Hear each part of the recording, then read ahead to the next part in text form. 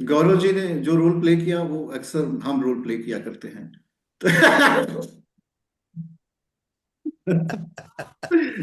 तो I also use to do like this.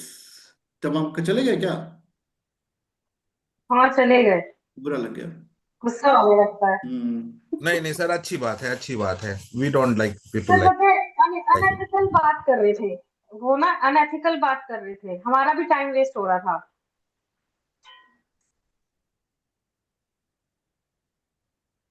एक point था जिस पे हम लोग चर्चा करें। पहले इसको रिकॉर्डिंग मोड पे ऑन कर दें, नहीं तो फिर रिकॉर्डिंग नहीं मिलेगी, फिर नाराज हो जाएंगे वो। इस रिकॉर्डिंग मेरे ख्याल से चल रही थी क्या? ऑन ऑन है सर, ऑन अभी आपने हाँ। किया, ऑन अभी किया सर। अच्छा। एक टॉपिक था जिस पे मैंने आज शोध किया, वो बिल्कुल सही था। आप बहुत, मेरे ख्याल से 5 से 7 मिनट का होगा, पर वो आप लोग अगर इसको समझ लोगे तो अच्छा लगेगा। ये जो मैरिज नहीं होती, विवाह। सुजीत जी ने बहुत पॉजिटिव यूटिलाइजेशन कर लिया। अब जैसे बहुत सारी चीजें जब हम पढ़ाते हैं ना तो वो नहीं समझ में आती। अगर वही क्वेश्चन आंसर फॉर्मेट में हम किसी के साथ डिस्कशन करके बता दें तो आपके दिमाग में प्रोग्राम हो जाएगा। ये जो मैरिज होता है ये 7th हाउस से होता है। एग्जैक्टली इसके लिए जो प्लैनेट रिस्पॉन्सिबल कुंडली में बताया जाता है वो जुपिटर है। बट ये जो फॉर्मूला है ये शुक्र से गाइडेड है।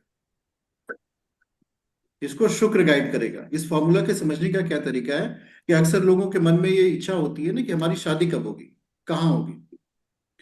डायरेक्शन पूछने लगते हैं कि हमारी शादी की दिशा क्या होगी, किस दिशा में हमारा स्पाउस होगा। तो ये जो डायरेक्शन वाला क्वेश्चन आता है, कुंडली में शुक्र जहां भी हो, एक नोन कुंडली हम लोग खोलते हैं, चेक करते हैं कि उस पर काम करेगा कि नहीं करेगा। क्योंकि नोन व्यक्ति अपने विषय में तो जानता होगा ना कि व्हाट इज एग्जैक्ट डायरेक्शन। ये डायरेक्शन बर्थ प्लेस से होता है कि व्यक्ति का जन्म स्थान कहाँ होगा। ये नेहा जी आप हैं क्या ग्रुप में?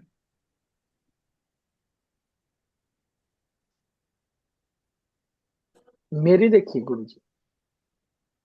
आपके नीचे चली गई है। अखिल नाम से है आपकी ना? शादी हो गई कि नहीं आपकी? हाँ, ओके। नहीं हुई इसलिए तो। तो नहीं हुई शादी में ना हम प्रूव नहीं कर पाएंगे। जिसकी शादी हो गई उसमें हम लोग प्रूव कर सकते हैं।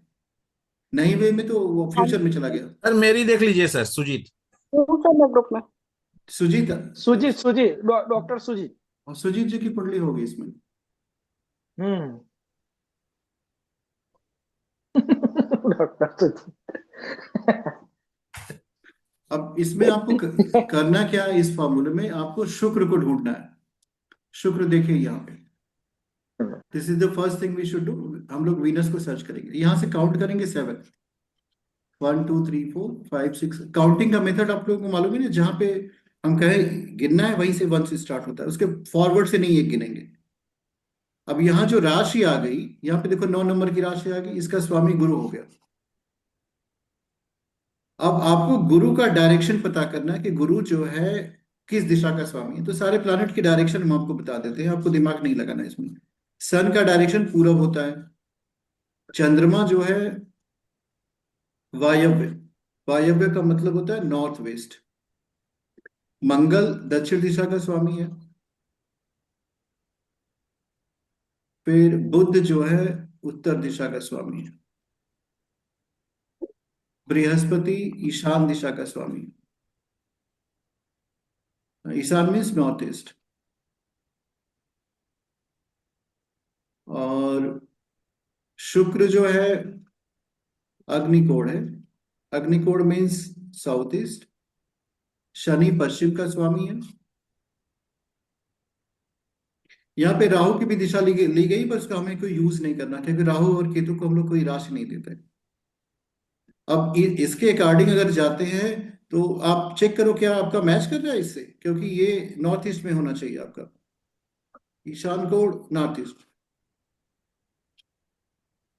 आपका जो विवाह हुआ है नॉर्थ ईस्ट में हुआ है कि कोई, नॉर्थ ईस्ट का मतलब जहां आपका बर्थ प्लेस हो, वाइफ का बर्थ प्लेस। चेक करिए क्या नॉर्थ ईस्ट या नॉर्थ वेस्ट को इसी डायरेक्शन में जा रहा है वो।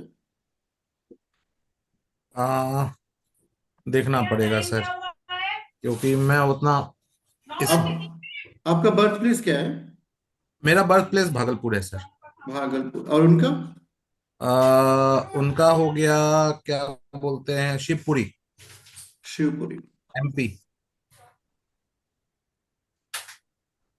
शिवपुरी एमपी।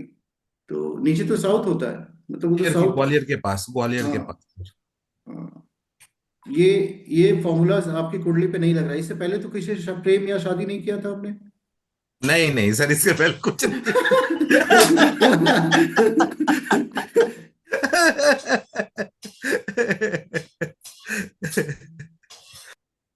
दूसरा, अब ये वाले डायरेक्शन आप लोग नोट कर लो, बिकॉज ये डायरेक्शन को हम लोग दूसरे पे भी अप्लीकेबल करेंगे, वहां पे भी लगेगा। दूसरा क्या है कि व्यक्ति के कार्य की दिशा क्या होगी।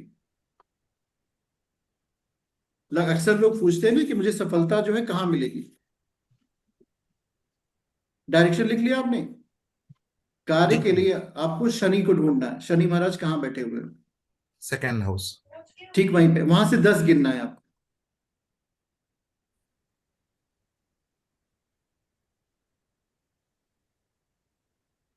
देखो, यहाँ पे 12 नंबर वाली राशि आ गई, ये भी गुरु से प्रभावित है, ये भी नॉर्थ ईस्ट आपका दिखा रहा है। आप भागलपुर में ही हो, कहीं और से हो इसमें?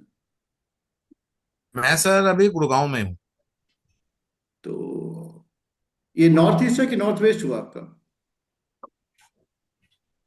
वो देखना पड़ेगा सर। क्योंकि भागलपुर मैप पे आप जाओगे तो बिहार इधर है, ये आप हाँ हाँ। इस तरफ हो। हम्म। You are here. जी। और हम अगर मैप को देखते हैं तो यही ईस्ट तो इधर जी। बनाते हैं, ईस्ट वेस्ट नॉर्थ साउथ। जी। ईस्ट तो इस तरफ से जाता था, यू हाँ हैव हाँ। Gone north west. जी।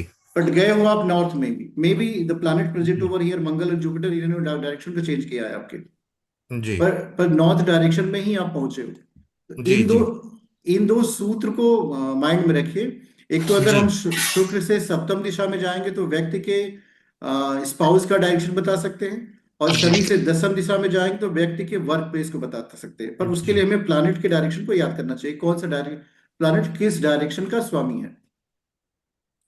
अगर उसको आप याद कर लेते हो तो फिर आप उसको परफेक्टली प्रेडिक्ट कर लो कि देखो, आप अपने बर्थ प्लेस पे आपकी प्रोग्रेस नहीं होगी, आप थोड़ा सा दूर चले जाओ वहां से, वहां पे आपकी ग्रोथ अच्छी होगी।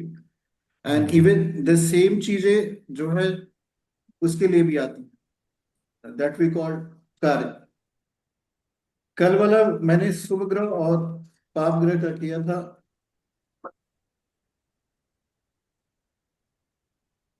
जो भाव संज्ञक राशियां होती हैं, इसको भी समझ लेना हमारे लिए बहुत आवश्यक है कि जो विभिन्न भाव होते हैं, भावों से शरीर की दृष्टि।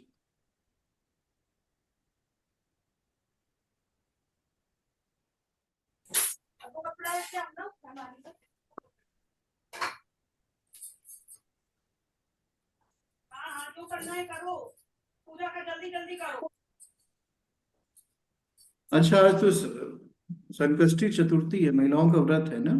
हाँ हम्म। सर, मैं यही कहना चाह रही थी कि आप मुझे रिकॉर्डिंग भेज देंगे। मैं अटेंड नहीं कर पाऊंगी, अब मुझे पूजा वगैरह वो सब करने जाना है। आप पूजा करिए, मन लगा के करिए, हम लोगों के लिए भी कर लीजिएगा। ठीक है ठीक है। आप भेज दीजिएगा, हाँ, बाद में रिकॉर्डिंग मैं हाँ सुन जी, हाँ लेंगी। जी, हाँ जी।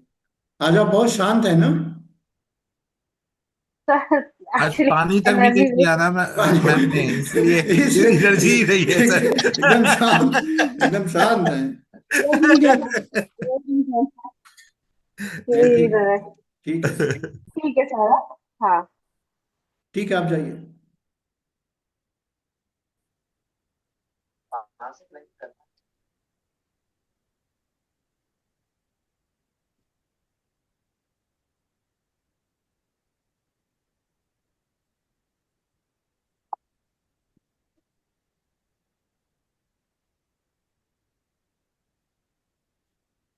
ये वाला चार्ट दिख रहा है आपको? जी दिख रहा है गुरु। इसको ध्यान से समझिए, क्योंकि कभी कभी हम लोगों का ये जो भाव है, ये फर्स्ट हाउस है। इसी लग्न स्थान है, व्यक्तित्व है, रूप रंग है, शरीर है, यशोपयश है, पूर्वज है, सुख दुख है, आत्मविश्वास है, अभिमान है। और किसी व्यक्ति के चरित्र का अध्ययन करना तो भी फर्स्ट हाउस से हम लोग करेंगे। Character formation of the human being, क्योंकि इसमें कुछ कुछ कम लिखा हुआ है। मस्तिष्क, माइंड, वो भी फर्स्ट हाउस में आता है। आकृति, स्वभाव, व्यक्तित्व, शारीरिक गठन, व्यक्ति का हेल्थ, जैसे स्वास्थ्य को अगर हम लोग जांचने की कोशिश करते हैं कि वो व्यक्ति हेल्दी होगा कि नहीं होगा, हम लोगों के पास जो सूत्र होता है भाव, भावेश, तो इसके बाद एक कारक आता है, लेकिन हमको आप कारक तक मत जाइए, भाव भावेश।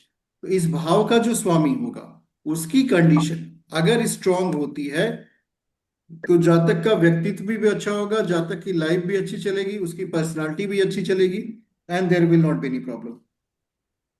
उसका कैरेक्टर कैसे होगा? One of the important thing about the character जिसको आप समझने की कोशिश करिएगा कि ये जो है ट्रूथफुलनेस को डिपिक्ट करता है। अक्सर कैरेक्टर को लोग कॉम्प्लिकेटेड वे में लेते हैं कि व्यक्ति सच बोलेगा कि नहीं, झूठ बोलेगा कि, सच और झूठ में भी परसेंटेज लोग लगा देते हैं कि हम आधा सच बोलते हैं आधा झूठ बोलते हैं, जरूरत के हिसाब से बोलते हैं। तो वो सारी कैरेक्टरिस्टिक्स इसी फर्स्ट हाउस में आ जाती है। हार्ड वर्किंग ये भी कैरेक्टर का ही पार्ट होता है, लेजीनेस ये भी कैरेक्टर का पार्ट होता है, स्मार्टनेस ये भी कैरेक्टर का पार्ट होता है, एडमेंट होना। कभी कभी ना हम अपने व्यक्तित्व के प्रति बहुत दृढ़ हो जाते हैं कि I have become very very adamant, that is also part of character. और साथ में अगर आप जाएंगे तो आत्मबल, आपके अंदर कॉन्फिडेंस कितना होगा, how much positive outcome you will get in the life, ये आत्मबल भी डिसाइड होगा आपके लग्न के भाव पे। सो फर्स्ट हाउस में अगर आपको ये सारी बातें फील हो रही हैं तो व्यक्ति का कॉन्फिडेंस भी फर्स्ट हाउस में है। अगर फर्स्ट हाउस लग्न का लॉर्ड, लग्न का अधिपति स्ट्रांग है तो जातक के अंदर कॉन्फिडेंस बहुत होगा, वो किसी भी चीज को बहुत पॉजिटिव वे में करना शुरू करेगा और उसका रिजल्ट भी उसके लिए बहुत बेहतर मिल जाएगा। सो जीवन में पॉजिटिविटी आना बहुत आवश्यक है। ये फर्स्ट हाउस से अगर आप किसी व्यक्ति के कुंडली में ये जान लेते हैं कि उसके फर्स्ट हाउस में एनर्जी कम है, जितनी एनर्जी उसके पास होनी चाहिए उतनी हो नहीं पा रही, तो इसका इम्पैक्ट क्या मिलेगा? इसका इफेक्ट और इसका इम्पैक्ट ये मिलेगा कि जातक परेशान रहेगा, भाई उसमें एनर्जी नहीं है, उसमें कॉन्फिडेंस नहीं है, then he can not do anything. Energy और कॉन्फिडेंस का होना परम आवश्यक है। एक बार आपके पास एनर्जी हो जाए, कॉन्फिडेंस हो जाए ना, तो अपकमिंग डेज में लाइफ आपकी बहुत अच्छी ग्रो करती है। अपने जीवन में जब हम रेमेडी करने जाएं, उपाय करने जाएं, तो सबसे पहले लग्न के लॉर्ड को जरूर स्ट्रांग बनाएं।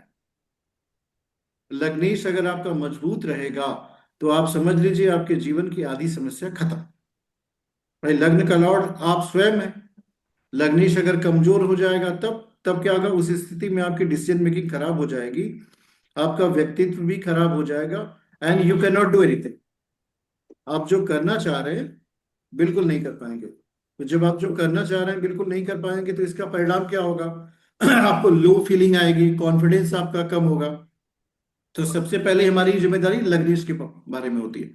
तो फर्स्ट हाउस व्यक्ति स्वयं है, ये इसको आप शॉर्ट में कर सकते हो, वो स्वयं है, दिस इज समथिंग। और दूसरा हाउस व्यक्ति का धन, धन इज द मेन पॉइंट, इसको धन स्थान भी कहा जाता है। वाणी, जो हम बोलते हैं ना, जैसे शरीर हमारे पास है, हम जो बोल रहे हैं वो सब सेकेंड हाउस से आएगा। तो धन, वाणी, कुटुंब और परिवार ये भी सेकेंड हाउस में आते हैं। अगर इसको एक्सपेंड करेंगे तो पैतृक धन, मित्र, पशु, आंख, नाक, स्वर, सुंदरता, गायन, प्रेम, सुख, भोग, संचित पूंजी, क्रय विक्रय, दलाली, भोजन, कलात्मक रुचि, आदतें, मृत्यु का कारण, ये कुछ ऐसे पॉइंट है जिसको आप अपने दिमाग में रख लीजिए। ये काफी यूजफुल होते हैं। कभी कभी कुछ कुछ एस्पेक्ट में अगर आप कुंडली को अच्छे से रीड करेंगे तो आपको ये पता चल जाएगा मृत्यु घर में होगी, मृत्यु बाहर होगी, मृत्यु अस्पताल में होगी या घर के दूर रास्ते में होगी। ये सारी बातें आपकी कुंडली में है। तो रीजन ऑफ डेथ ये सेकेंड हाउस में आता है कि किस वजह से जातक की मृत्यु होगी। एक्सीडेंट, स्वार्थता, रहस्यात्मक ज्ञान, ये दुर्घटना विषय में आती है।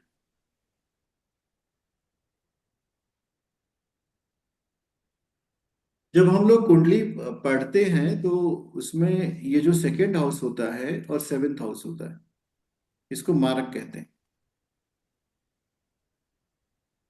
इन हाउसेस के स्वामी को मार्केश कहा जाता है। ये टर्म आप कभी कभी कुंडली दिखाएंगे या जो लोग थोड़ा बहुत अपनी कुंडली दिखाते रहते हैं तो कहेंगे कि अभी मार्केस चल रहा है, अभी मार्केस चल रहा है। तो मार्केस का तात्पर्य ये नहीं होता कि ये ग्रह मार डालेगा, ये जिंदा रखेगा, लेकिन मरे हुए जैसा बना के छोड़ेगा। ये सिचुएशन होती है। तो अगर इसको आप पॉजिटिव एस्पेक्ट में ये लिखते हैं तो भाई मार्केस मारेगा नहीं, इतना तो है, कंफर्म है कि ये मारने वाला नहीं है आपको। क्योंकि अगर वो मार देगा तो आपको देगा क्या? तो मृत्यु जीवन का सबसे बड़ा सुख है। अगर कोई कहे कि भाई मुझसे याचना करो, तो उससे कहो कि मुझे मृत्यु दे, तो मृत्यु वो दे नहीं सकता। मृत्यु उसके पास थोड़ी, मृत्यु यम के पास है। मृत्यु का वरदान अगर आप मांगने जाइए तो ब्रह्मा जी भी नहीं दे पाएंगे, कहेंगे मेरे पास नहीं है, ये तो यम देंगे, और वो भी आपके कर्मों अनुसार देंगे, उसमें कोई डिस्टर्ब नहीं कर सकता। तो ये याचना करने से भी नहीं मिलती। तो मार्केस कभी भी किसी व्यक्ति को मार नहीं सकता, this is very much confirm. कष्ट जरूर देगा, तकलीफ जरूर देगा। ये व्यक्ति के जीवन को बदल देता है। आप ऐसे कहो कि वन को सुमन बना देता है।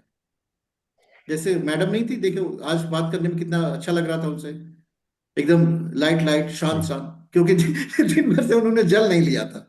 आज हर घरों में शांति होगी।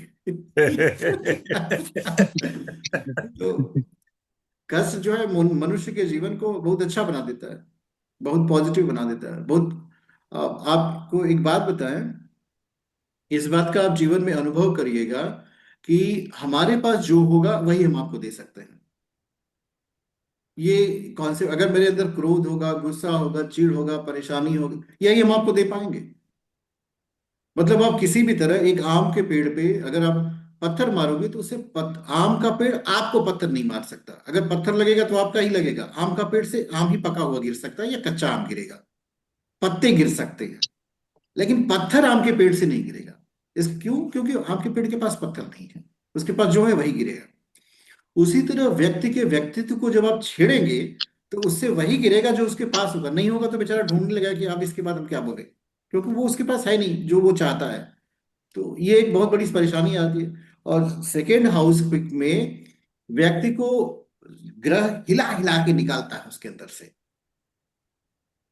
अब जब निकालता है तो उसके, अब सब निकाल दिया भाई, अब हमारे बस में कुछ भी नहीं है, कुछ भी नहीं है, कुछ भी नहीं है। अब हम आपको अपने शनि के प्रत्यंतर का एक्सपीरियंस बताएं तो उसमें उसने भी मुझे बहुत हिलाया, हिलाया, नवंबर में हिलाया। अब हम लोगों को हिला क्या सकते हो? हमारा वर्क हिलेगा, हमारा काम हिलेगा, हमारा कॉन्फिडेंस हिलेगा। तो रियली हिला। तो पावर कहां से आपको मिली? पावर मिलती है सरेंडर से, पावर मिलती है समर्पण से। सब कुछ ईश्वर को, गुरु को समर्पित कर दो भाई, मेरा तो कुछ भी नहीं है, कुछ भी नहीं, जो है सब उन्हीं का है, हिलाओ उनको जाकर के। Then there will be balance. क्योंकि सुप्रीम सत्ता के आगे मार्केश की नहीं चलती है, लेकिन ये उसके लिए होगा जो इस भाव को रखेगा। बट जनरली क्या होता है, आत्मबोध का अभाव होता है उनके अंदर, आत्मज्ञान होता नहीं है। तो आत्म का बोध हो गया। अब हम सब कुछ नहीं कर सकते। हम ट्रेन को चला सकते हैं लेकिन दिल्ली तक नहीं पहुंचा सकते, बीच में फॉग भी आ सकता है, और भी समस्याएं आ सकती हैं। तो we have to make up our mind कि भाई हमारी सिचुएशन यहीं तक है, इसके बाद का हमारे में नियंत्रण नहीं है, कोशिश की जा सकती है। उसी तरह मार्केस की कंडीशन में जातक जो है भगवान को अपने जीवन के दुखों के लिए दोषी बना देता है। ये एक बहुत बड़ी समस्या आ जाती है। वो अपने कर्मों को भी दोषी नहीं बनाता, क्योंकि वो जहां तक देख पा रहा है उसको लगता है सब मैंने ठीक किया है, मैंने किसी को दुख नहीं दिया, मैंने किसी का पैसा नहीं लिया, मैंने किसी की चोरी नहीं की, लेकिन फिर भी मुझे कष्ट भुगतना पड़ रहा है। तो ये कहां से आ रहा है? सो इसको आपको ले जाकर के उसके कर्मों से कनेक्ट करना है, बट विथ प्रीवियस बर्थ। भाई इस बर्थ का तो वो सब चेक कर लेता है कि मैंने किसी को झूठ नहीं बोला, किसी को उधार नहीं लिया, फिर भी। अब इसमें देखो मृत्यु का कारण और दुर्घटना लिखा हुआ है। तो मार्केस की अवस्था में वास्तव में एक्सीडेंट होते हैं, दुर्घटनाएं होती हैं, लोग गिरते हैं। लोग गिर जाएंगे बाथरूम में, टूट जाएगी हड्डी, गिर जाएंगे बेड से, पता चला बोन फ्रैक्चर हो गया। मतलब अनएक्सपेक्टेड आउटकम मिल रहा है। अब उनसे पूछोगे कि ऐसा क्यों हुआ, तो उनको अपनी गलती बिल्कुल नहीं दिखाई दी, उन्होंने कुछ किया ही नहीं, तो कैसे बताएंगे? हम जा रहे थे, दिखाई नहीं दिया, सामने वाले ने ठोक दिया। तो मार्केस में मारक बचाता है। अगर इसको आप देखोगे, ठोक देगा लेकिन आप बच जाओगे, वो आपको सेव कर देगा, बचा देगा। वो किस लिए बचाता है? सुधार का पुनः अवसर देता है, सुधार का अवसर मिलता है। ये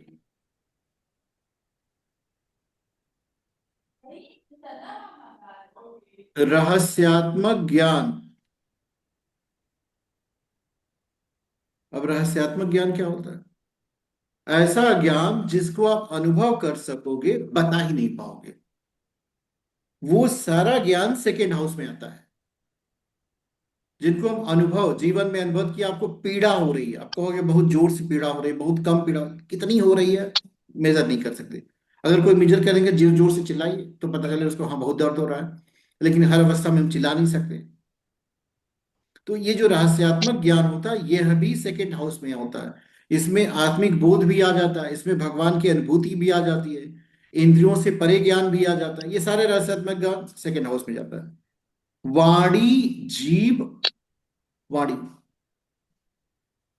किसी व्यक्ति की वाणी कैसी है, वो बोलेगा कैसे, यह भी सेकेंड हाउस में आता है। सेकेंड हाउस व्यक्ति के वे ऑफ कम्युनिकेशन को भी डिपिक्ट करता है। वो कितना अच्छा कम्युनिकेटर होगा, यह भी सेकेंड हाउस ही बताएगा। What way the person is going to communicate, this also will come in second house. तो दूसरा हाउस क्लियर हो गया। ये इसको परिवार भी लिख लीजिए। फैमिली, फैमिली भी सेकेंड हाउस में आती है। अब जब आप तीसरे हाउस में जाते हैं, तो तीसरे हाउस को शॉर्ट में पराक्रम कहा जाता है। इसमें भी बहुत सारी चीजें हैं। जीवन में जो भी चीजें हम हासिल करते हैं, बिना आत्मबल के आप नहीं हासिल कर सकते। मतलब कोई ना कोई एफर्ट आपके अंदर से आना चाहिए, तब जाकर के आप हासिल कर पाओगे। तो ये तीसरे हाउस में आता है। जातक से छोटे भाई बहन, ये यहां आते हैं थर्ड हाउस में। अगर आपको चेक करना हो मेरा रिश्ता मेरे भाई के साथ कैसा होगा, तो ये थर्ड हाउस बताएगा। आपको एक चीज बताएं, मैंने बताया, पढ़ाया था एक दिन ना आपको, पाप ग्रह, क्रूर ग्रह था। कोई भी क्रूर ग्रह इसमें बैठ जाए तो इसका मतलब है छोटे भाई बहनों से आपका प्रिय रिश्ता नहीं होगा। विथ रिलेशन आप कोरिलेट कर सकते हो। नौकर चाकर, व्यापार, मेहनत, आभूषण, शौर्य, धैर्य, दमा, गुर्दा, खांसी, क्षय, श्वास, प्राणायाम, योगाभ्यास, तत्परता, वचन चातुर्य, भतीजे भतीजियां, पारिवारिक संबंध, इन सब का अध्ययन आप तीसरे हाउस में कर लेते हैं। इसमें देखो छोटे भाई बहन भी आ गए और भतीजे भतीजियां भी आ गए, ये भी इसमें आते हैं। वाक चातुर्य, जैसे सेकंड हाउस में आप बोलते हो, और उसकी चतुरता जो है थर्ड हाउस में। वाक चातुर्य कमांडर थर्ड हाउस, कि आप कितनी चतुरता से किसी व्यक्ति से अपनी बातें कर लोगे, दैट कमांडर थर्ड हाउस। चौथे भाव में जाएंगे, ये पराक्रम है, ये माता का घर है।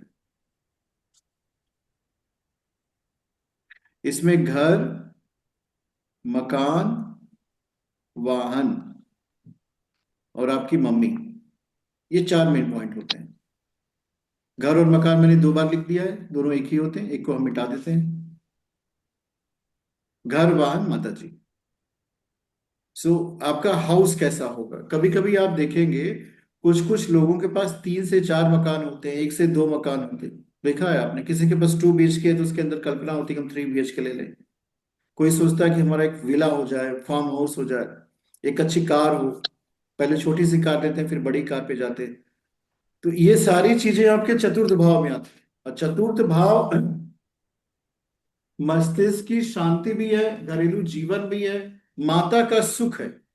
इससे सिर्फ मम्मी को आप नहीं चेक कर सकते, मम्मी के साथ आपको सुख मिलेगा कि दुख मिलेगा, ये भी आपको मिल जाएगा। और अंतःकरण की स्थिति, अंतःकरण, मन तो ऊपर ही अवस्था है, अंतःकरण जो नीचे वाली होता है, जिसमें, जिसकी वजह आप ऐसे कर सकते हो, जो अंदर के विचार हैं आपके, अंतःकरणेषु। ये मन का अंदर अंदर वाला हिस्सा है, this is inner part of your mind. So ये अंदर का हिस्सा भी आपको दिखाता है मन का। सो ये भी यहां से आपको पता चल जाएगा। गर्दन और कंधों का ज्ञान, शरीर के अंगों में चौथा भाव व्यक्ति की गर्दन और कंधा। मेडिकल एस्ट्रोलॉजी अगर आप पढ़ेंगे तो उसमें गोचर का बहुत महत्व होता है। कोई भी पाप ग्रह अगर ये चौथे भाव से गोचर करने लगा तो व्यक्ति की गर्दन और कंधे में दर्द शुरू हो जाएगा। और हाथ का यश, इस भाव में देखिए जो विशेष हम लोग चिंतन करते हैं माता का और वाहन का। अगर किसी व्यक्ति के को जानना हो कि मम्मी से उसका कैसा संबंध होगा, उसके पास वाहन होंगे कि नहीं होंगे, तो आप इस चार चौथ चतुर्थ भाव से कर सकते हो। आप लोग ना एक चार्ट बना लेना 12 हाउसेस का। 12 हाउस में बहुत ज्यादा मत लिखिए, उसमें छोटी छोटी बातें लिख दी कि पहले भाव से व्यक्ति का शरीर है, दूसरे में व्यक्ति की वाणी है, तीसरे में पराक्रम है, चौथे में माता वाहन, और पांचवें में व्यक्ति की शिक्षा है। तो जब ये छोटा छोटा हिस्सा लिख लेंगे तो इसका प्रभाव ये पड़ेगा कि आप एटलीस्ट आप कुंडली को मोटा मोटी देखना चाहते हो, सरफेस से देखना पड़ेगा। कुंडली के अंदर जाने का रास्ता जातक बताता है। जो व्यक्ति अपने जीवन के विषय में जानने आपके पास आएगा, आगे का रास्ता वो बताता है, क्योंकि उसको एक स्पेसिफिक डायरेक्शन में जाना पड़ता है। 10-15 मिनट तो आप कुछ भी करो, लेकिन उसके बाद उससे पूछो भाई आपको क्या जानना है, हम उसी दिशा में बताएंगे। अदरवाइज ज्ञान का तो कोई एंड नहीं है, कहाँ मुझे बताना है। तो इन भावों को जब के विषय में जब आपको पता रहेगा ना, तो उसकी एक्सप्लेनेशन आप अच्छी कर लोगे, और एक्सप्लेनेशन अच्छी करोगे तो उसको समझ अच्छी हो जाएगी। हर व्यक्ति ज्योतिष को अलग अलग दृष्टि से देखता है, तो हमेशा इस बात का ध्यान रखिएगा कि जैसे हम हैं वैसे सामने वाला कोई हो, ऐसा हो नहीं सकता, भले से वो हमारे विषय का विशेषज्ञ हो। अब सबका एक अलग अलग पॉइंट पे व्यू होता है, स्पेशलाइजेशन होता है, जो समय परिस्थिति के अनुकूल होता है। अब 75 साल के आदमी से 25 साल के ज्योतिषी को बैठाएंगे तो दोनों के अलग अलग व्यू होंगे, क्योंकि वो 75 ईयर्स वाला इथिकल वे में चला जाएगा कि दुनिया तो ऐसी थी, और 25 साल वाला देख रहा है कि दुनिया अभी चेंजिंग हो गई है। तो दोनों के व्यू में अंतर होता है, तो उसमें सही और गलत का फैसला नहीं करना है। आप एक्सपर्ट उतने अच्छे हैं जितने अच्छे से आप अपना काम कर ले जाएं। This is one point you have to understand. भाई जिसके साथ मुझे काम करना है, जिससे मुझे बात करनी है, उससे हम बात कर पा रहे हैं कि नहीं कर पा रहे हैं, दैट इज योर एक्सपर्टाइज। और इस एक्सपर्टाइज का जो मेन फाउंडेशन है, उसका पहला वर्ड स्टार्ट होता है अप्रिसिएशन से। अप्रिसिएशन, ज्योतिष थोड़ा बहुत भूल जाएगी चल जाएगा, but don't forget to appreciate. उस व्यक्ति के अंदर एक आत्मा है जो जीवो हमसे शिवोम की तरफ बढ़ रही है, और बीच में आप बढ़ाने वाले हो उसको। जीवात्मा तो है उसके अंदर भाई, परमात्मा का अंश है, वंश है। अप्रिशिएट करिए उसको। जितना उसको अप्रिशिएट करेंगे उतना वो अच्छा फील करेगा। संसार में एक ही चीज की कमी है, कोई भी व्यक्ति दूसरे व्यक्ति की प्रशंसा नहीं कर रहा है। तो एज अ प्रशंसक हर व्यक्ति को चाहिए कि दो चार ऐसे लोगों को अपने पास रखा जाए। चाटुकारिता इज डिफरेंट, प्रशंसा इज डिफरेंट। प्रशंसा एक बहुत पॉजिटिव एनर्जी होती है, जो व्यक्ति को बहुत तीव्रता से जीवन में आगे बढ़ाती है। तो प्रशंसा किसकी करो भाई? जो आपको पे कर रहा है, जो आपसे बातें कर रहा है, उसको आपको प्रशंसा तो करनी है 2 बार, कि नहीं आपने जीवन में बहुत दुख झेला है, बहुत परिश्रम किया है, लेकिन घबराना मत, तुम आगे बढ़ जाओगे। क्योंकि हर व्यक्ति यही सुनना चाहता है कि जो मेरे साथ हुआ वो किसी के साथ नहीं घटित हुआ, I am the super man of my life. जबकि जीवन की सामान्य घटना, इसमें कुछ विशेष नहीं है। दुख और सुख, दिन और रात, कहाँ विशेष है? कुछ नहीं है। आज रात है, कल दिन है, परसों, ये चलता रहेगा, ये जीवन का क्रम है। उस जीवन के क्रम में विशेषता ढूंढने का आपका कार्य है। तो मुझे उम्मीद है आप लोग इसको करेंगे। आज की कक्षा यहीं तक है। आप लोगों को अच्छे से समझ में आया होगा। आगे हम लोग फिर अच्छे जी से जी जी समझेंगे और आगे बढ़ेंगे। जी।